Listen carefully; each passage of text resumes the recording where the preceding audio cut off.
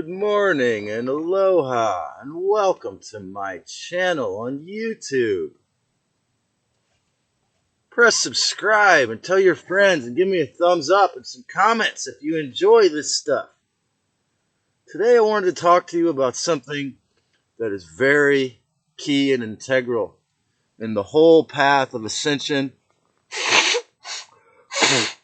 planetary upgrade, and spiritual, mental, and physical re-encryption of your original codes, your divine Christos essence, in the process of literally reclaiming your relationship to the sacred oneness.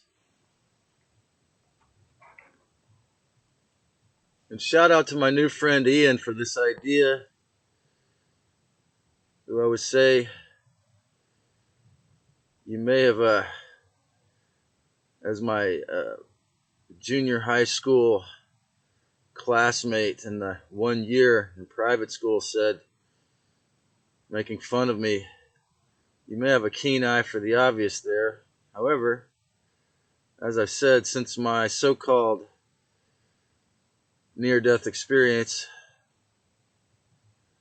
I've realized that the process of sharing is one key to the whole idea.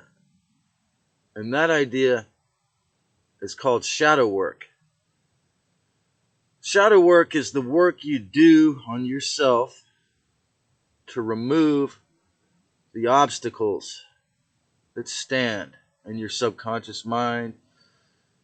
Shadow work is the actual subject matter of many of my videos here. And how about this? Is the integral psychological nature of the zodiac sign Ophiuchus to be the consummate shamanic shadow work artist or natural wrestler of the dark ones, conceptually, in the Kundalini force or the subconscious mind? Give me a comment. Tell me what you think. Is that why they took that sign out? Because it is the archetype of the man wrestling his Kundalini force, the man wrestling his mental shadow snake.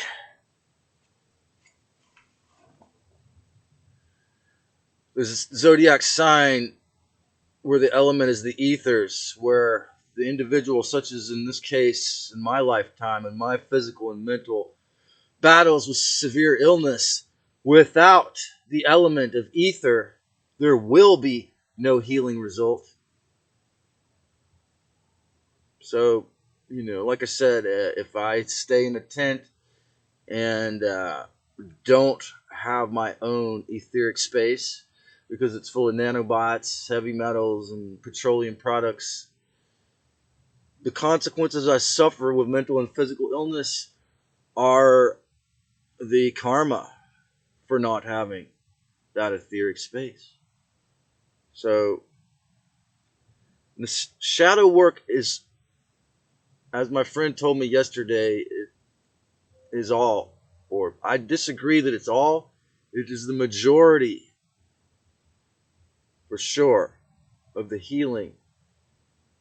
And again, I have to disagree with his assertion, as well as Tyler on the Journey to Truth podcast, when he says that you have to do the shadow work first. Yes, you have to begin the shadow work first.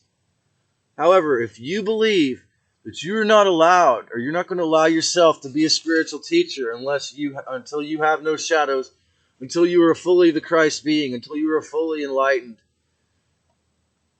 has it ever occurred to you guys that maybe this is one of the ways, say the Anunnaki or some other interceptors, some other self-made middleman prevented you from participating? So I invite everyone who has this ideation of perfectionism, which I've said in previous videos I've suffered from here, Let it go. Participate. Perhaps one of the negative alien agendas is to convince you that if you're not perfect, you don't deserve to teach. And this also comes from the old guru, from the old institution of the church and the government control and the burning of the stake of those who chose for themselves in the old days. Okay? We're past those days. So this is a very flawed idea that you should not begin to teach people unless you're perfect. Teach them the lessons that you have learned. Teach them the subject matter that you know about. However, this show is also about spontaneous exploration of all topics, spontaneous revelations and revealing of all Gnostic wisdom that has come to this person's hologram. Okay, it's all about the conversation. So when you're wearing this hat that says 5D, that is a wonderful conversation piece, just like my t-shirt. Now, wearing these hats and t-shirts that bring up consciousness is an example of how we can use the materialism culture or the 3D or 666, which is the actual number of carbon atoms in the human, the material 3D 666 shaitanic culture. We can use Satan to transcend Satan by using these tools, by realizing the massive gift that they have given us with technology and using that for good. Okay, this is what I'm trying to do along with hundreds of others here. Now, Suzuki Rosho, I think his name, a Japanese Zen master, once said, we cannot become enlightened.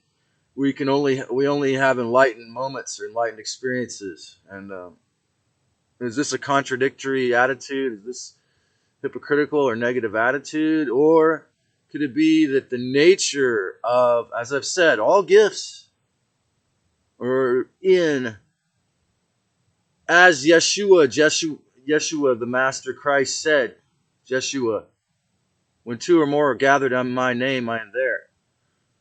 When the musician plays music for someone, he is a musician. When he tells you I'm a musician and doesn't play, what is he? When I share wisdom, I am a teacher. When I have wisdom that I do not give out, where's the medicine? Okay. The medicine is in the so-called age of Aquarius, in the participation, even in surrendering to the idea that YouTube is the most appropriate way for me to conversate, okay? Because most people, as homie said, and I want you, my friend, to question your numbers. Perhaps your shadow work is to question this idea that it is only 30% or it is only 1 out of 200 people. Perhaps your shadow work is to participate more in the awakening by discerning the fact that the numbers are greater than that. Changing your negativity. Again, that's what the whole thing is about. It's absolutely key. And this brings the other topic of subtopic here, which is that shadow work is totally going to be different for everyone. Although we all